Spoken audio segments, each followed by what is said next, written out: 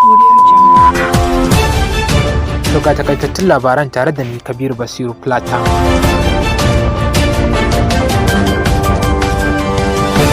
Shugaban ƙasa Bola Ahmed Tinubu ya bada umarnin ɗage zaman majalisar zartarwa ta tarayya zuwa wani lokaci da ba a bayyana ba. Da farko dai an shirya zaman ne a ranar Laraba, amma an ɗage shi ne domin girmamawa ga Lafkanar Janar Tarid Labaja, babban hafsin sojin ƙasar nan wanda ya rasu a daren ranar Talata, kamar yadda Bayo Onaniga mai magana da yawun shugaban ƙasa ya bayyana a cikin wata sanarwa. Labaja ya yi aiki a matsayin babban hafsin sojin tsaron Najeriya tun daga ranar 19 ga watan Yulin 2023 har zuwa rasuwarsa a ranar 5 ga watan Nuwamban 2024 da muke ciki.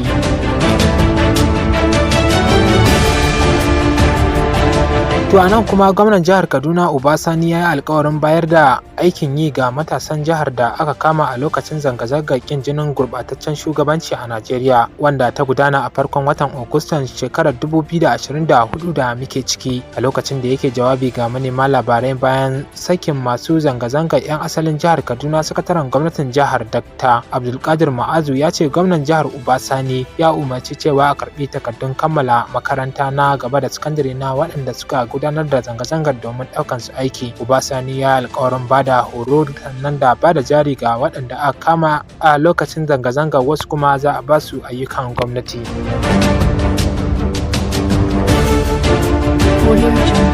To a nan kuma akalla manoma 10 'yan ta'adda suka kashe, ciki har da mata a ƙauyen Wayan Belu-Belu na ƙaramar hukumar Rufi da ke jihar Neja. Al'ummar yankin da abin ya faru sun ce maharan sun yi wa 6 daga cikin manoman yankan rago tare da tafiya da kawunan su. Sannan kuma sun ce maharan sun raunata wasu da dama da harbin bindiga a yankin, inda aka garzaya da su babban asibiti da ke ƙaramar hukumar Rufi.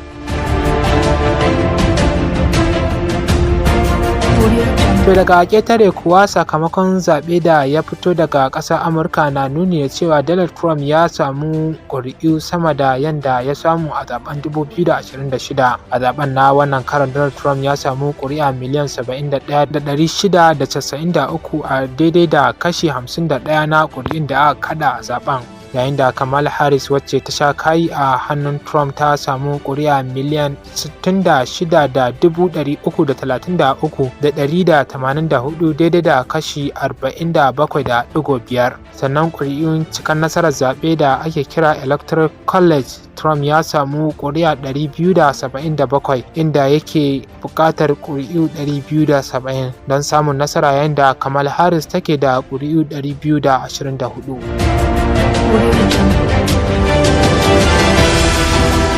Ƙarshen takaitattun labaran kenan tare da ni Kabiru Basiru Plata. Za ku iya bibiyan mu shafinmu na yanar gizo a www.indaranka.com domin samun wasu sahihan labaran, ko kuma a shafukanmu na sada zumunta Facebook, Twitter, hama da Instagram, ko kuma a shafinmu na YouTube Indaranka TV.